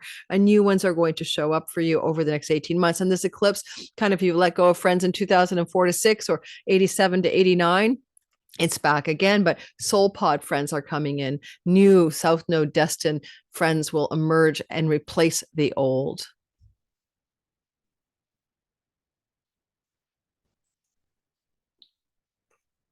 All right. So if you happen to be a archer, half horse, half man, if you're a Sagittarius, then you're looking at a cycle of eclipses. You saw back in 87, 89, and 2004, 2006 about letting go, surrendering, and releasing a job, a career path, a marriage. You're probably saying why? Because 10th house is weddings, but also social reputation and status. I'm married, I'm divorced, etc. So some of you might be letting go of a relationship, especially because Virgo, the Virgo part of your sky And the marriage part of your sky are Mercury's domain, and this is an eclipse in Mercury's house. Some of you may be releasing, surrendering, letting go of old social standing matters, like you always thought it was important to be, seen in the public eye as, and no longer do you care what people see you as anymore. So you want to ask anybody who's a Capricorn rising, they live through this kind of cycle on the last eclipse cycle, letting go of the concern about their public image and what people think of them in the world and how their social standing should look. To the point you may let go of your public life. You may want to spend more time alone because the North Node in the midnight hour in the fourth house of your private life is pulling you to the privacy and the home aloneness and the success you achieve and the intensity of that. This can move you, of course. North Node in the fourth house can suggest a move, but this is the South Node eclipse. And at this point, it's like letting go of how the world sees you or how you wanted to be seen in the past, and you don't care anymore. Because, letting go of one social standing and, understanding that flourish is here, flora is here, growth is here. But by releasing and letting go, the flourishing can happen. And of course, this is the 10 of Pentacles. So don't worry about money. Maybe it's also to let go of all that money, let go of your concern about it too. This is the house of the father, and the moon is blood red, letting go of a connection to a father figure. And technically, maybe with the sun across the way, this could look like literally letting go of a father figure. Some of you may indeed have a loss of a father figure in your life, maybe a disconnect, maybe they pass away, something like that. In this case, it would be an elder father figure. So don't worry if you're like 20 and your father's like 40. We're not talking that. We're talking about Saturn's son, elder parent, elder grandparent, that kind of thing. And we have 6 months up to a month before and 6 months after for this letting go of a father figure connected to the family of origin to likely play out. Now, in this regard, the devotional flame in the 12th house says, can you find a sacred devotion to who you really are meant to be? Because you are spending time alone in contemplation in the solitude of the 12th house. This is very ashram. This is very cave. This is very guru spiritual path. But also Vestal flame here could say to tend a sacred flame to your or put it like a sacred spotlight on your addictions. Where are you, especially if it's a food addiction? Vesta represents the kitchen, right? So letting go of addictions connected to overconsumption of food, and Saturn rules what you put in your mouth. So we can see a few of you Sages changing your dietary style, but it can include wine as well, or other substances that you've been ingesting. And it's time to release, surrender, and let go. You'll notice that the Mars piece of the sky, which forms the kite to your top of your sky, Mars is in the house of death, and he's slicing through there. Again, possibly you're going to have some money coming to you through inheritances, or some of you are looking at how to separate your assets out from a significant relationship in the wake of this eclipse, thus lending ourselves to, I was married, but now I'm separated. I was married, but now I'm divorced. Social standing changes are possible here. We would also note that on the Wealth Star in the house of debts is Uranus, bringing surprises to your life, a surprising ability to eliminate a debt in the next 6 months. A surprising change of job or home from this eclipse in the next 6 months. Jupiter has been testing long-term love. If you're in a long-term committed love relationship, like a marriage, then Jupiter, after he went direct in February 4th or so, is telling you yes, no, or maybe, but you should know by June 9th if this is a relationship worth sustaining. Jupiter brings what's good and true and wise. He doesn't always bring what you want, but he brings what you need.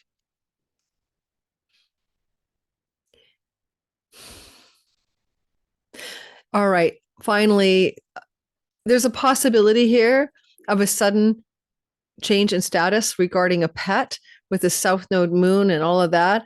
I'm not trying to worry you, but there could be a little bit of a surprising end of a pet's life. Okay.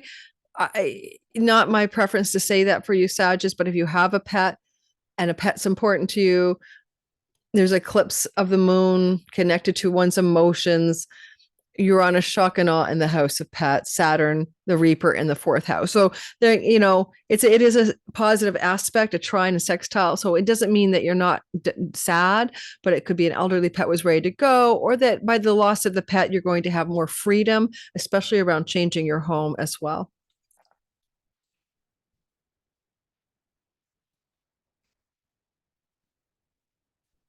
If you're a Capricorn, and I hope you are because you're listening, yes, eclipses in 87 to 89, 2004 to 2006 are just like this cycle.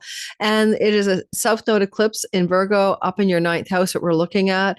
And you may be making significant changes in the following areas of your life by releasing, surrendering, and letting go so that you can flourish and flower. That's Flora up there.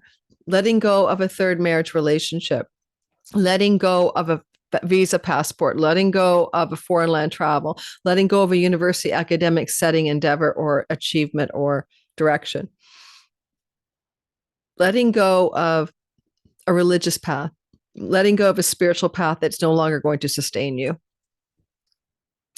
For this ninth house is called the house of God. Letting go of a spiritual philosophy. However, the South Node is also connected to this idea of sacred devotion, and that's the priestess herself with the Vestal flame in the 11th house. Now, you may have a sacred devotion coming your way to something that connects you to a group of people. So if you're looking for spiritual path, you might become a part of a spiritual community that feels like a past life to you. All of a sudden, you discovered kirtan, and as you chant away, you feel like you know everybody and you've been here before, and it's a perfect place for you. So sacred community can come off of an eclipse like this a month before and up to 6 months later. For some of you Capricorns looking for a spiritual community. Yeah. You may also have a connection to a new group of friends, not to be spiritual, that you feel very dedicated to and devoted to, and they may feel equally devoted to you. With Mars in your seventh house, there can be cuttings and severings in long-term committed love stories, but they are flowing to the eclipse and therefore are the right thing at the right time. With Mars moving in direct motion since February 23rd, decisions around long-term committed love are being made between now and mid-April, and those decisions are a part of this eclipse as well.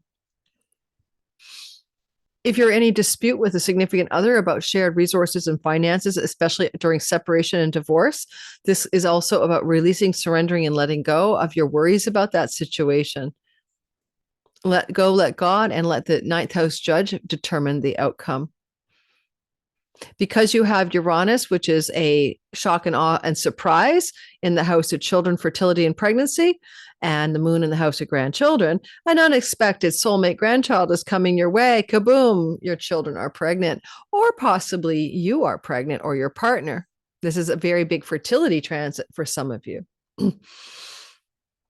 Having this energy of Saturn, boundaries and structure, destined and fated, dreams come true, there can be some powerful changes for some of you in your neighborhood. And some of you may be reorienting your home to a new neighborhood as a result of this, especially once mid-April to mid-June, Mars is flowing to the fourth house as well, looking like a locational change for some of you, a new zone of living called the hood, the neighborhood. Boys in the hood, right? Where are you moving? Now, a sibling, two older or one younger, can be involved in this eclipse. And so siblings, a couple older and one younger than you, are very activated during the next 6 months for sure. And there's a lot of intense and positive energy around a sibling younger as well. Mars is in the sibling two older than you, three older than you. And there's also action connected to a sibling three older than you. And some of that is all about the siblings for some of you Capricorns. And the Vestal flame of devotion flowing to Mars can be devote yourself more to your earnings in your career and cut away from, situations that may be inhibiting that.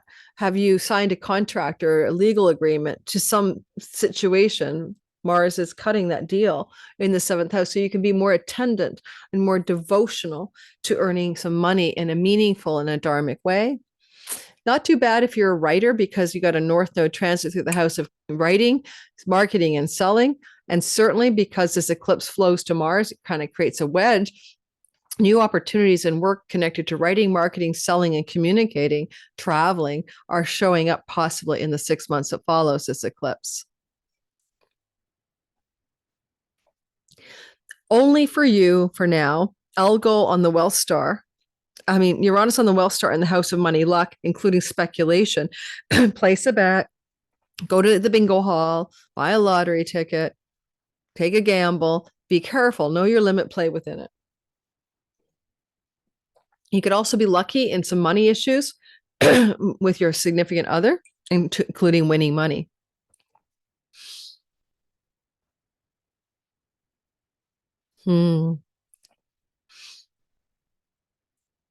And because you had an eclipse to Chiron, April of 23, it's possible that by the time we get to April of this year, you might be definitely looking at the end of a chironic wound about your home, not knowing where you belong, where you truly want to live.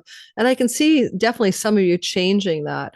And that by the time this eclipse unfolds within 6 months, I just think a lot of you are changing your home, literally moving to another home, but again, maybe another neighborhood or something like that as well.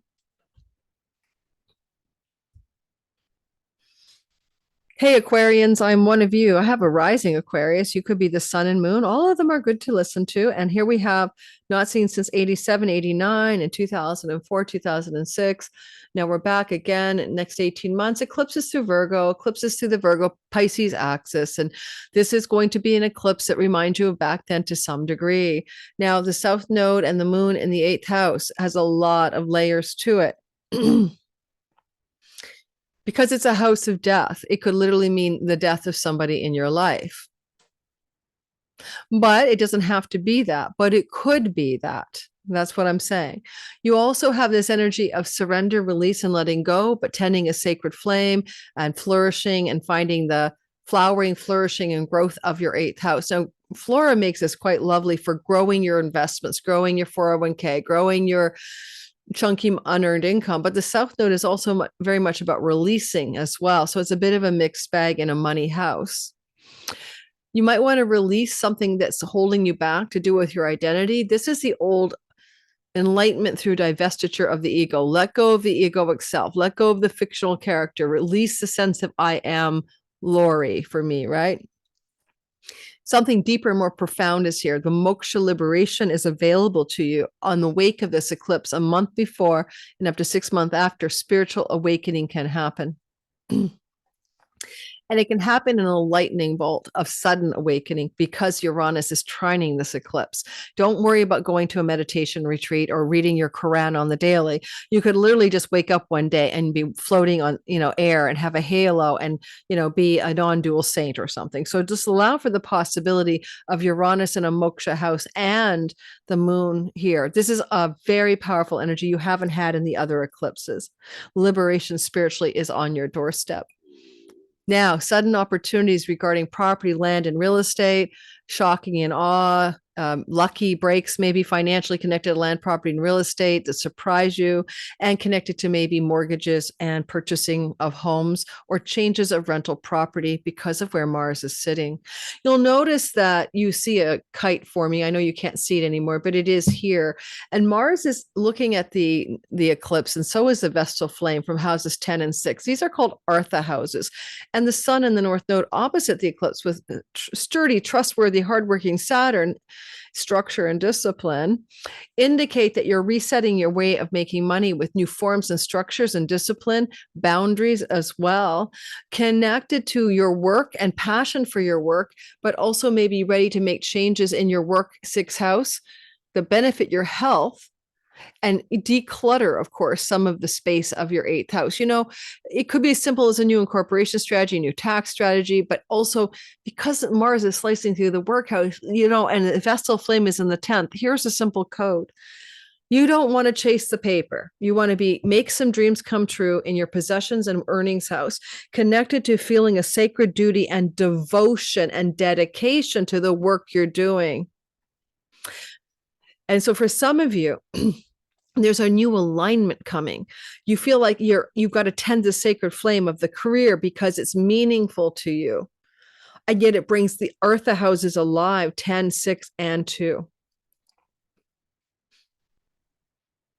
You know that one meaning of the eighth house is the esteem of the others. Others esteem you. And so letting go of the need for others to esteem you and still tending a sacred devotional flame by working hard or passionately, but also in a way that serves your soul, that serves your deepest self, because there's no way with a Vestal flame in the 10th house, you're going to be a slave to your work. You're working because it is destined as a duty and a sacred calling. And some of you may need to cut, slice, end, and sever parts of the work, Mars in the 6th house, that don't work for you, so you can dedicate yourself to the one thing that calls you. After all, hang on, Mercury is in the house of publications. I mean, writing. And some of you may feel yourself called to writing as a result of this. Maybe you need to write. Maybe that's what's asked of you. Maybe you need to move into some new direction for teaching, or this is Mercury in the 3rd house, ruler of the eclipse.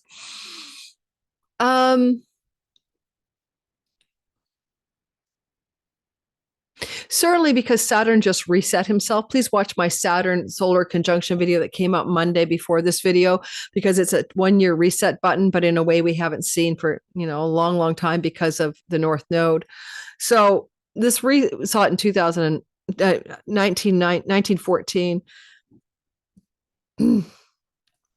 You're trying to go for a long game strategy of hard work and discipline and focus, but it doesn't impact your health negatively, and it creates a sacred devotion to your career, and it can enhance your earnings and your financial structures. Some of you, again, will change your home because of this. I would also add to this, because food style is the 2nd house and Mars is slicing through the health house. And some of you may pick up some kind of movement, go swimming, do Tai Chi, some flowing, watery movement structures to improve your health, but also dietary changes. And Mars is definitely helping that happen. And so this eclipse allows for shifts of dietary habits that improve your health as well. But also because there's a kind of a priestess quality to all of this, right? Virgo, purity, health, let go. It's not what you add to your dietary style, it's what you release.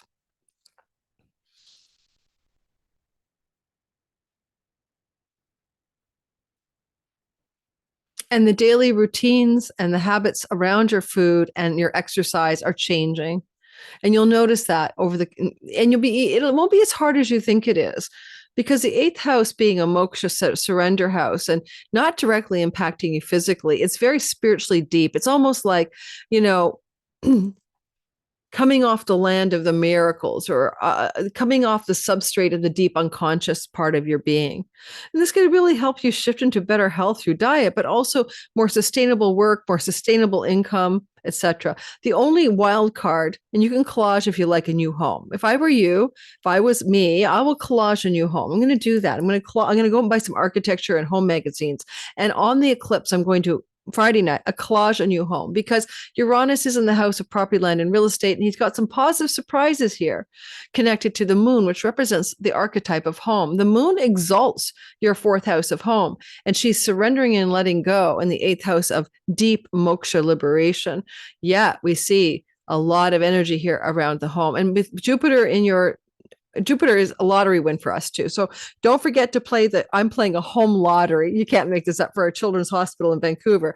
You can only win by trying to, remember that old thing about the guy gets to the afterlife and he gets to the pearly gates and he talks to, St. Peter, and then St. Peter brings him to God, and he complains, I tried to win the lottery. I kept trying, but you never gave me a winning ticket.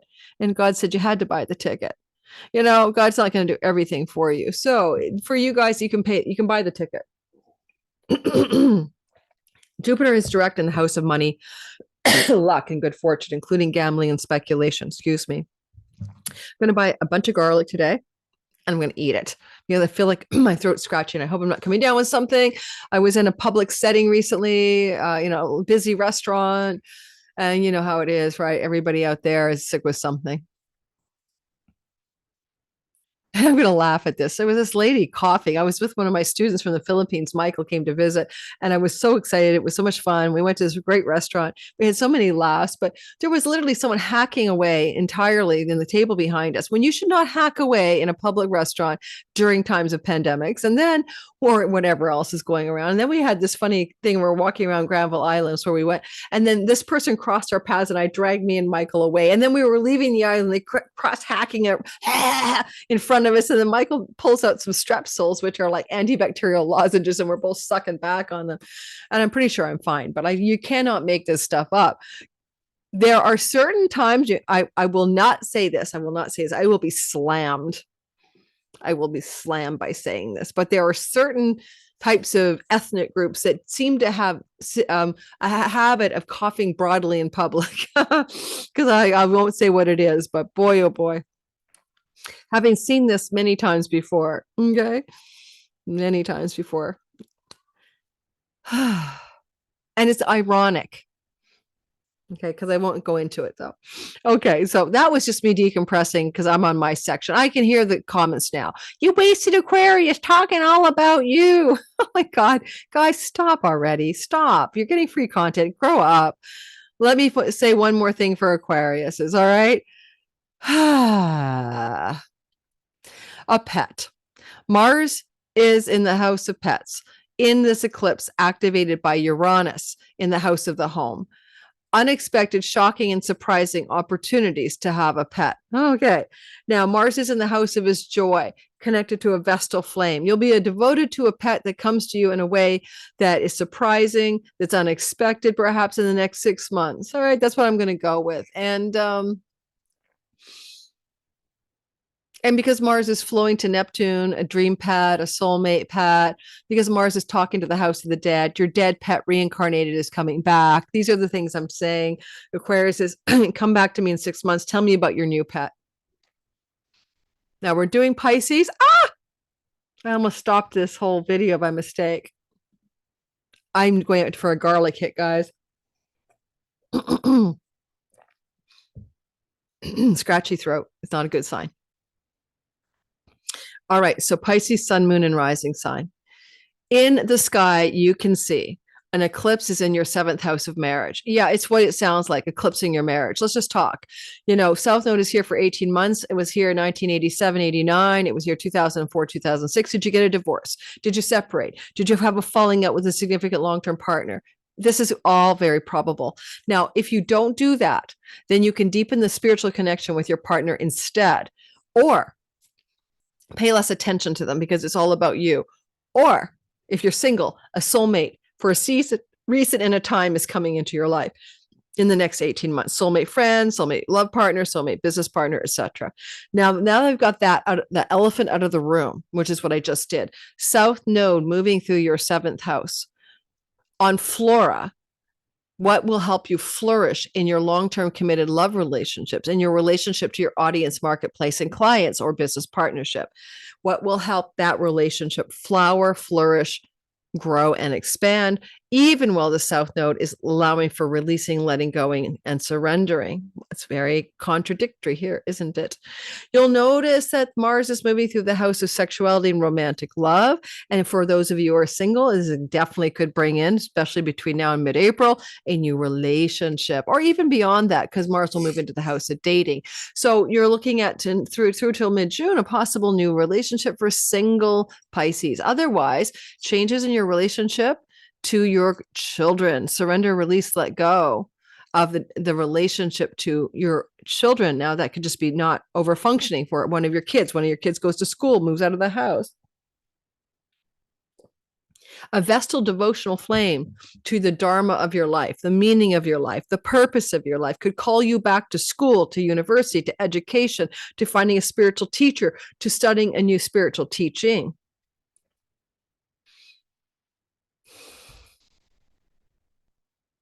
And because this is a energy of the North Node moving your sign through to mid-26, then you're also expanding your footprint, creating a new identity, forging new space for who you are.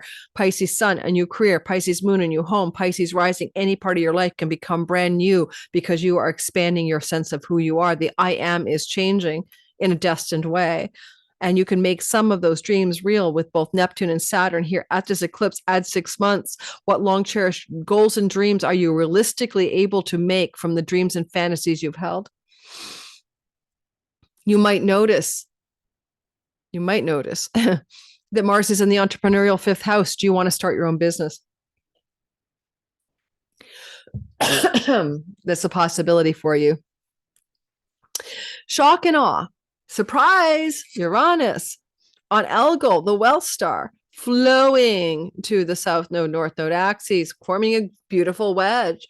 Unexpected, surprising, positive, breaking free and through matters connected to your relationship to your aunts, uncles, cousins, siblings, neighbors, neighborhood, possibly a change of neighborhood. Moon represents home. Uranus says change of neighborhood, anyone? Unexpected riches could come from online projects, writing projects. With the Vestal Flame in the house of publications, you get a book publishing deal or a writing deal, or something that you've published in the online world goes viral and a publisher wants to publish it. That's possible. You might be devoted to a writing project that could really create lucrative financial gains for you. You might notice that Jupiter's making you lucky in the 4th house through to June 9th. This is luck from the bottom of the sky. It gives you career luck, gives you great career luck, as well as luck in the home. And so the backdrop is so positive as well.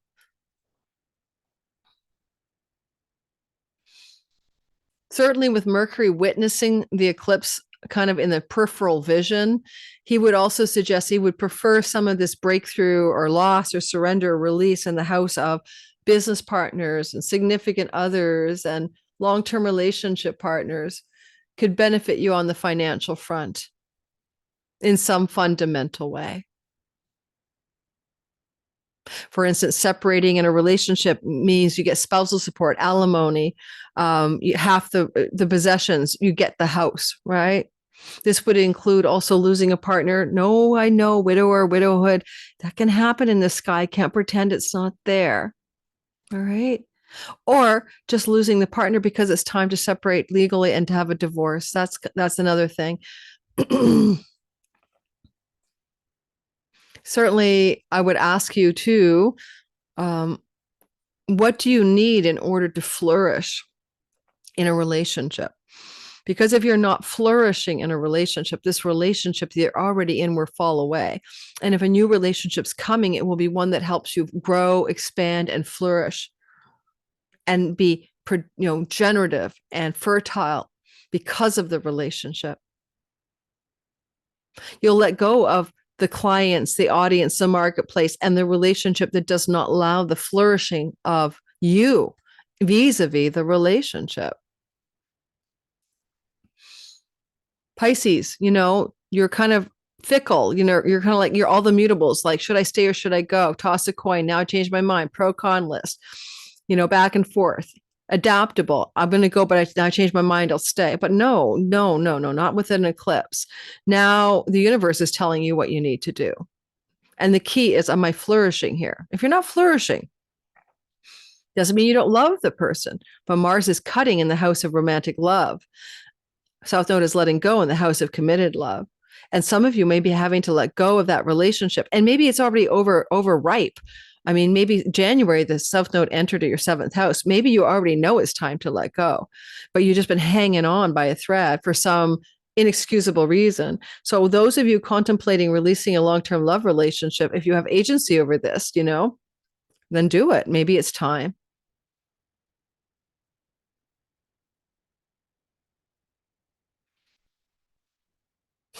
And that's what I've got for you. I hope that's helpful. Now, don't forget to like and subscribe, hit the notification bell. I'm going out to buy a bunch of garlic. I'm going to make a garlicky pasta dish full of capers and lemon and garlic and fresh tomato and maybe some sardines chopped up and a little bit of hot pepper sauce, maybe some just the red peppers sprinkled in there, maybe some ginger on the side. I hope I don't get sick. I have to do my taxes tomorrow. I dedicated the Saturn conjunction to the sun to a day of taxes because it's happening in my 2nd house, looking at my taxes in my 8th house. And I just know that it's a solar reset. of Saturn, and I would bake in a positive cazimi while I filed my taxes or actually compiled the data from my tax accountant.